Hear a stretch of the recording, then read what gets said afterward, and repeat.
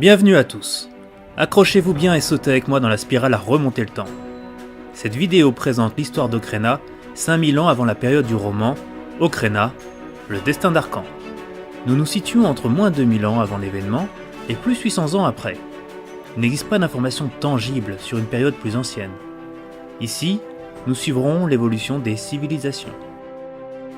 Pour la première partie, nous verrons ensemble où se situaient les civilisations au commencement. Des prodigieuses cités auraient existé, mais il ne reste aucune trace. Seules 3 villes semblent plus anciennes que les autres et ne sont pas datées. Au centre de la carte, Castréal fera office de capitale du monde. À l'est, du nord sera puissante. Dans le Tartarium, Vrugis, mystérieuse. Tartarium est une zone du monde d'où très peu d'informations filtrent. Son incidence sur l'histoire d'Ocréna sera sporadique, mais tout aussi déterminante à certaines occasions. Voilons-la du mystère qu'elle mérite pour la suite de l'histoire. Commençons par les Toroms. Ils se sont établis dans le sud-ouest du territoire d'Ocréna. Peuple pacifique, ils ont assuré leurs frontières en se réfugiant derrière les monts Aemus. Rassurés, ils ont développé leur culture, leur survie et les arts tribaux qui les caractérisent. Très vite, ils fondèrent leur capitale, Tertra. Suivirent les fondations des villes de Torok et d'Urosk. Cette période coïncide avec l'âge d'or de ce peuple. Poursuivons avec les Lioms. Courageux, intrépides, puissants, mais dominants. Les Lioms sont implantés dans les régions les plus fertiles et ont laissé leur ambition conquérir un territoire qui leur tendait les bras. Ils firent d'Ocrelac leur mer intérieure. Arrêtons-nous ici pour le moment. Les prochaines extensions nécessitent une présentation des voisins, car cette période fut plus agitée. Redoutables par leur intelligence et leur fourberie, les Aigloms ont toujours aimé les lieux en hauteur. C'est donc tout naturellement dans la beauté des montagnes d'Ardéchir qu'ils se sont implantés. La montagne leur appartient. À l'aise en altitude, capables de supporter les rudes conditions climatiques, ils poursuivent leur progression sur ces territoires vierges et difficiles. Peu enclins à bâtir des cités de prestige, ils ne laissent finalement que peu de traces de leur présence. À cette période, ils sont encore en paix dans des lieux peu convoités. Peuple aux femmes détentrices de prodigieux talents, les Myrs ne sont pas des pacifiques. Pensez donc, avec de tels pouvoirs, pourquoi avoir des limites? On parle de talents, mais lesquels? Ils fondèrent Haute-Plaine comme capitale, lieu réputé pour ses universités et ses recherches. Les géants! Déjà le sol tremblait sous l'impact de leur puissante démarche.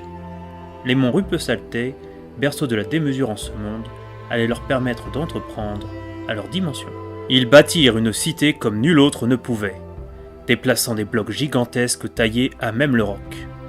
La ville d'Ozert, grande comme une montagne, de vertigineuses proportions, couva un temps leurs ambitions. Le monde s'étalait sous leurs pieds, prêt à les recevoir. Violkingpus, le vieux volcan est mort. Ses sources pures, sa végétation fertile et luxuriante, l'abondance de tout ce qui existe et qui prolifère concentrée sur cette partie du monde.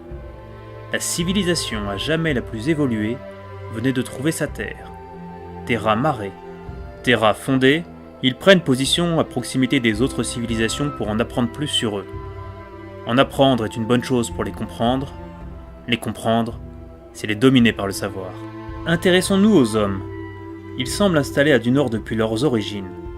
Mais certaines sculptures sont antérieures à leur occupation. Les hommes se sont très rapidement étendus sur le territoire. La région de Dunor est fertile, les forêts immenses, l'agriculture se déploie vite et prodigue de nombreuses ressources à cette race qui se reproduit très vite.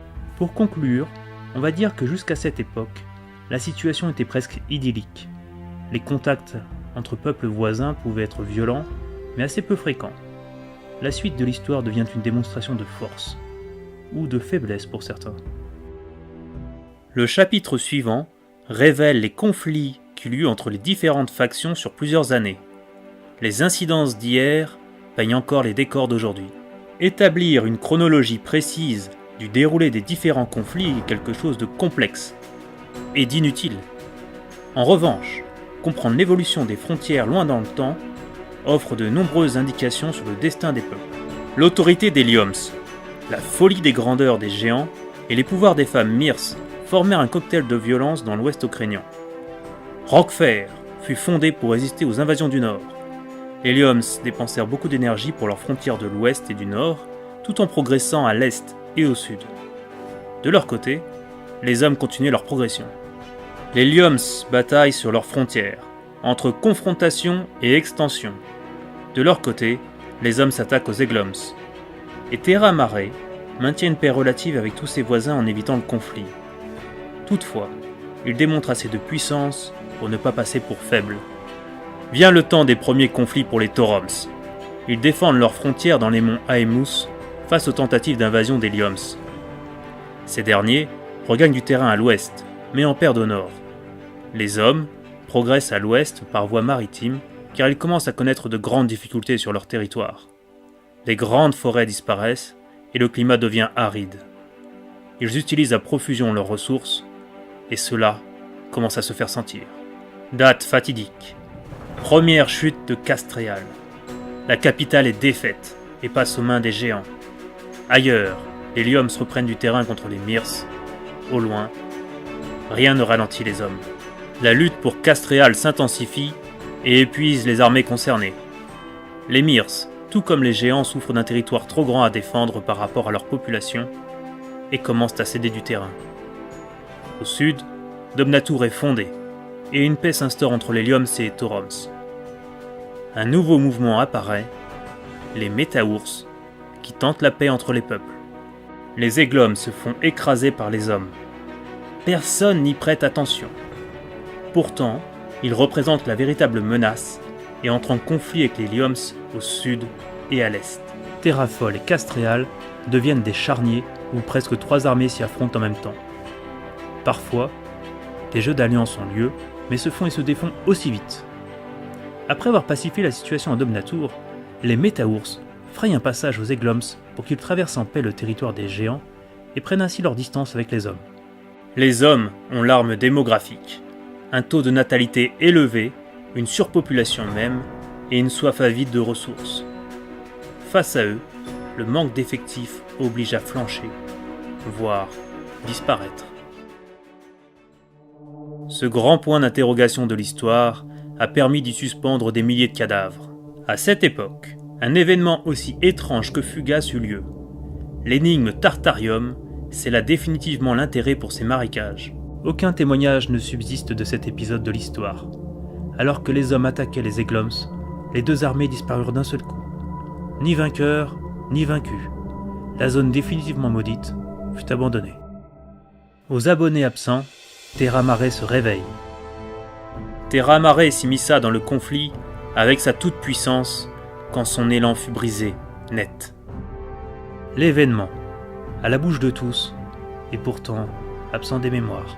Contre toute attente, et avec une violence inouïe, Terra Mare sort de sa neutralité pour prendre les armes. L'effet est immédiat et stoppe tous les autres conflits. En peu de jours, sa supériorité militaire et matérielle écrase tous ceux qui s'y opposent. Violking pousse, le vieux volcan mort se déchaîne avec violence. Il explose subitement, emportant tout avec lui. Terra Mare est détruite en quelques heures. Le monde s'arrête. Violking-Pus vient de faire sa loi et la toute-puissante Terra Mare s'est effondrée. Mais ceci dure qu'un temps. Le monde et ses conflits qui l'animent reprennent leur course effrénée. Trembler et pleurer ne ralentira pas la mort qui s'approche. Les Egloms poursuivent leur exode, le monde constate la progression des hommes et se fige. On ne parle pas encore de coalition, et c'est bien dommage. Il aurait fallu avant qu'il ne soit trop tard. La guerre entre les peuples est finie. Désormais, il y a un ennemi commun, l'homme. Mais c'est trop tard. La machine est en marche et personne ne peut l'arrêter. Depuis peu, une nouvelle religion avec un dieu personnifié facilite la progression des hommes. Les Toroms se sont vaincus et signent une reddition. Les Lyoms résistent comme ils peuvent, soutenus par leurs ennemis d'hier. Ils combattent avec les Myrs, les géants et les Egloms.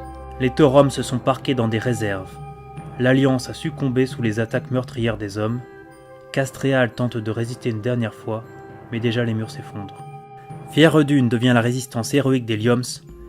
Défaits, les Myrs et les Egloms trouvent leur salut sur l'île des cités perdues. Les géants vaincus se trouve cantonné au mont Rupesaltei. Castréal est tombé, les Egloms et les Myrs sont portés disparus. L'ultime bastion est à Fière-Dune, mais les hommes ont juré qu'ils ne laisseront pas de survivants. Après avoir aidé les peuples comme ils pouvaient, les Métaours tentent une dernière action pour les Lioms. Fière-Dune vient de céder. Les Lioms ont tous été éliminés. Du moins, c'est ce qui se dit. Une légende chez les Métaours rapporte qu'une expédition surnommée la Longue Marche se serait rendue en Tartarium avant de disparaître à son tour. Si c'était vrai, alors ces fous n'auraient pu survivre dans ce lieu maudit. Vous venez de voyager dans un monde de passion, de domination, de victoire et de défaite. Certains peuples ont disparu, d'autres ont été soumis, et pour les autres, l'heure de la revanche aurait-elle sonné ? Je vous invite à en découvrir plus à travers le roman Okréna, le destin d'Arcan.